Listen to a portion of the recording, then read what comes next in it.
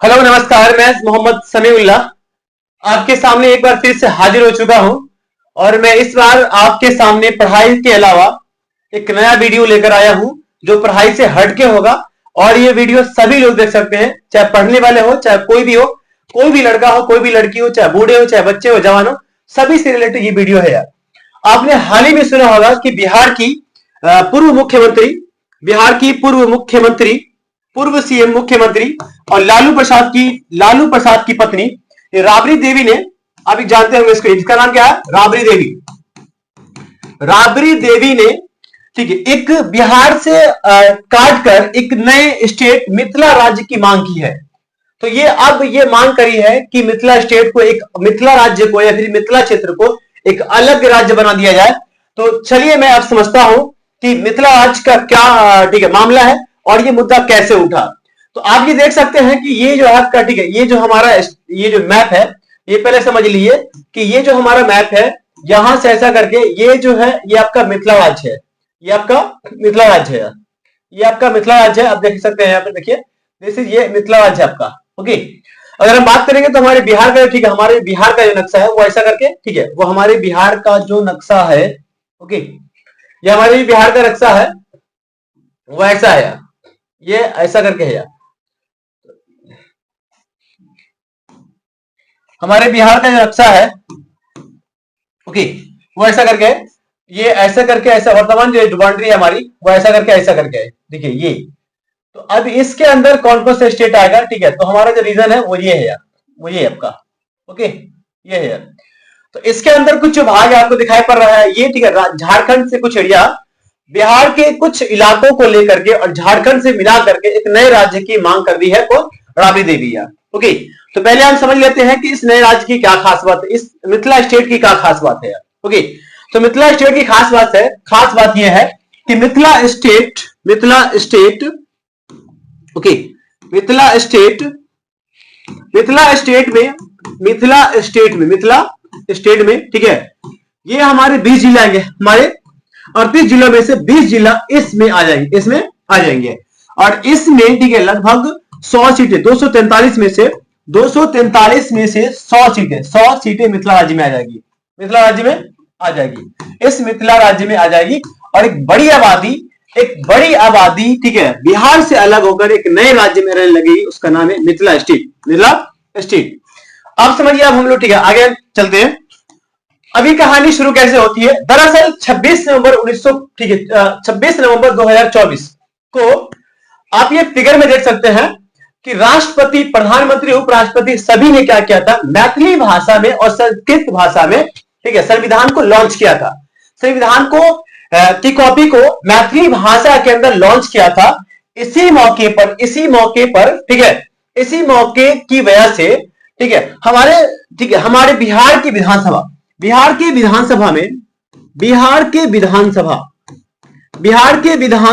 में, ठीक है, जो बीजेपी के नेता है, उन्होंने अपने सरकार की बड़ाई करने लगे कि सबसे पहले अटल बिहारी वाजपेयी ने मैथिली भाषा को 8वीं अनुसूची में, ये कब किया था? 8वीं अनुसूची में 2003 के अंदर इसको शामिल किया था। ओके, 8वीं अनुसूची में इसको 200, ठीक है, 2003 में इसको शामिल किया था। तो अब ये राबड़ी देवी, इसके मतलब यहां पे जो आप देखना चाह रहे हैं, तो बिहार विधानसभा में बीजेपी के नेता इस बारे में बड़ाई कर रहे थे कि जो हमारी सरकार है, बीजेपी सरकार है, उन्होंने बड़ा काम कर दिया है। और इससे पहले अटल बिहारी वाजपेयी 2003 के अंदर इस मैथिली भाषा को 8वीं अनुसूची में, ठीक है, 8वीं अनुसूची में, ठीक है, शामिल किया था।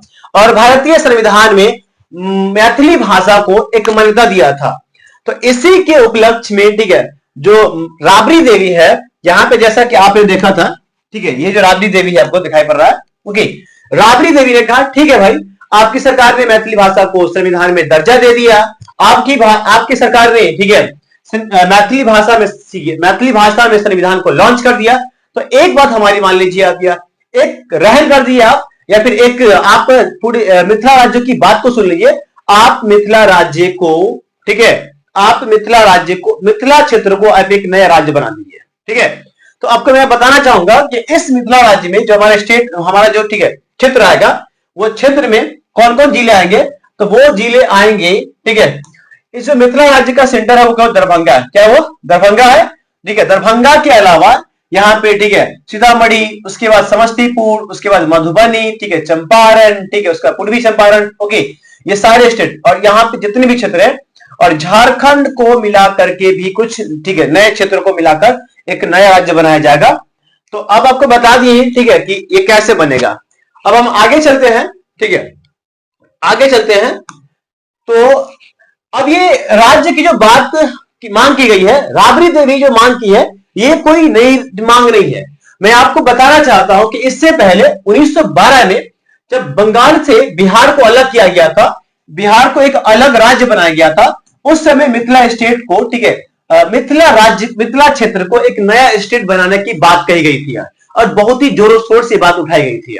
ओके, उसके बाद अगर हम बात करेंगे 1921 में, कहा 1921 में दरभंगा महाराज ने भी, चूंकि आपको पता है कि दरभंगा ही क्या है, मिथिला क्षेत्र का केंद्र है, तो दरभंगा महाराज ने क्या किया था, इस मिथिला क्षेत्र को एक अलग राज्य बनाने की बात बोला था। किसने, ठीक है, दरभंगा महाराज ने।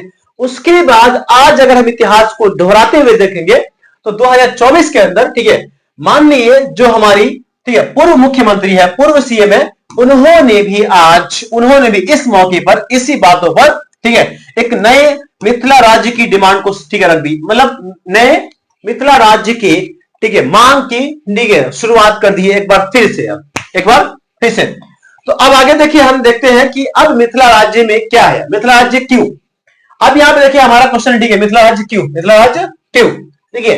सबसे पहली बात समझिए कि मिथिला राज्य जो है ना, इसमें यहाँ पे जो सबसे बड़ी भाषा है वो मैथिली भाषा है। कौन भाषा है वो, आपका मैथिली भाषा है। तो यानी मैथिली भाषा, ठीक है, बहुत ही पुरानी भाषा है, ये मैथिली भाषा जो है, मैथिली जो है ना, काफी पुरानी भाषा है। ओके, तो सबसे पहला जो इंपोर्टेंस है वो मिथिला का है, ठीक है, मैथिली भाषा का है। और मिथिला एक संस्कृति है, एक अलग संस्कृति है। जैसा कि आपको मैं बताना चाहता हूं कि इससे एक संस्कृति की एक झलक, ठीक है, जैसे सीता जी का जन्म इसी मिथिला क्षेत्र में हुआ था, सीता जी का जन्म इसी क्षेत्र में हुआ था, और सीता जी का विवाह किससे, ठीक है, सीता जी का विवाह भगवान राम से हुआ है।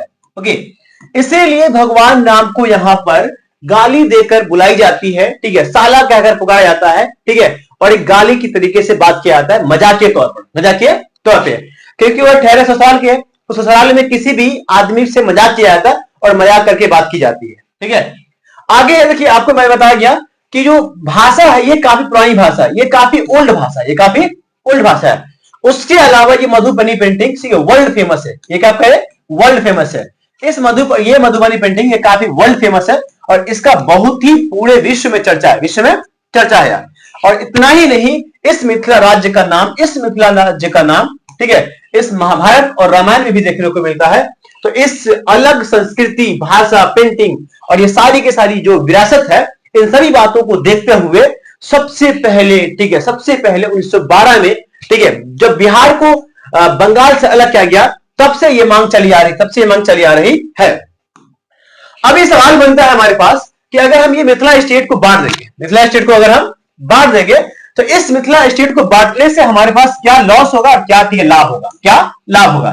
तो सबसे पहले ज्यादा बात सुनिए, हम लोग बात चर्चा करते हैं किसमें लाभ पड़ेगा, ठीक है।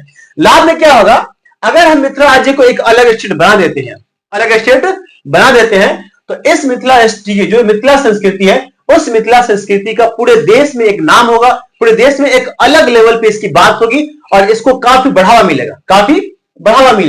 तो इस तरह से क्या हुआ, यहाँ पे इसकी संस्कृति को बढ़ावा मिलेगा।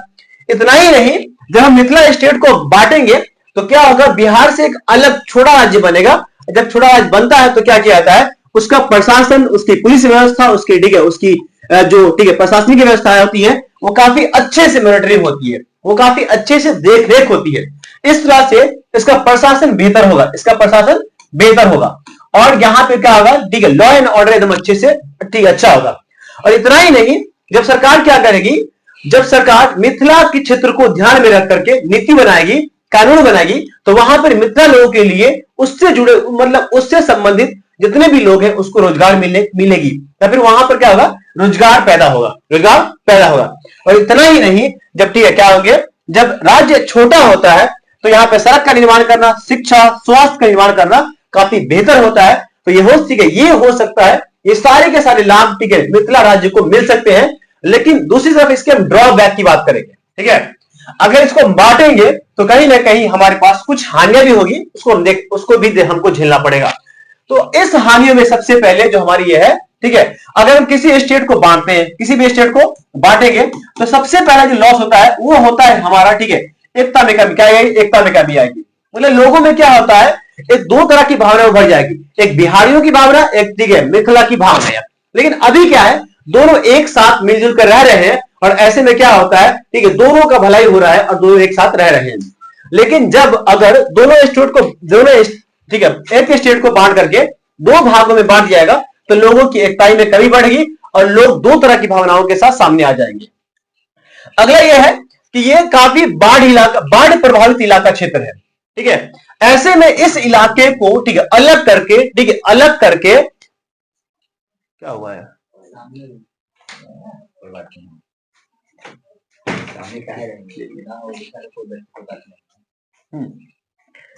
ये बाढ़ प्रभावित क्षेत्र है। ऐसे में इस इलाके को अलग करके एक बहुत बड़ा रिस्क होगा, क्योंकि बाढ़ प्रभावित क्षेत्र को, ठीक है, मतलब मुश्किल से निकालना एक बहुत बड़ा चैलेंज होगा। और ऐसे में हो सकता है कि ये, ठीक है, ये जो क्षेत्र है वो और भी काफी पिछड़ सकता है।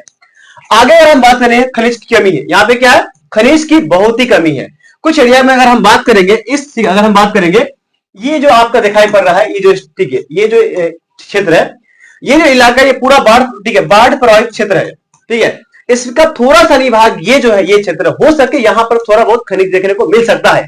लेकिन इसके अंदर भी चैलेंजिंग है कि दो स्टेट से लेकर के हम, ठीक है, एक राज्य कैसे बना सकते हैं, बहुत ही मामला है, ठीक है। अब यहाँ पे देखिए, अब हम लोग चलते हैं यहां पर।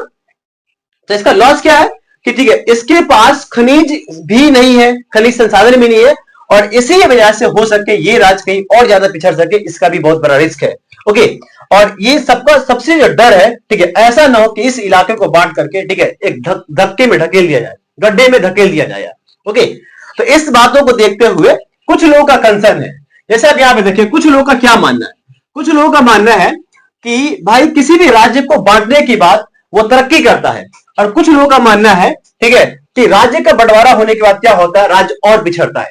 जैसे एग्जाम्पल फॉर देखिए आप, क्या, जैसे आंध्र प्रदेश से, ठीक है, एक नया राज्य बनाया गया, तेलंगाना।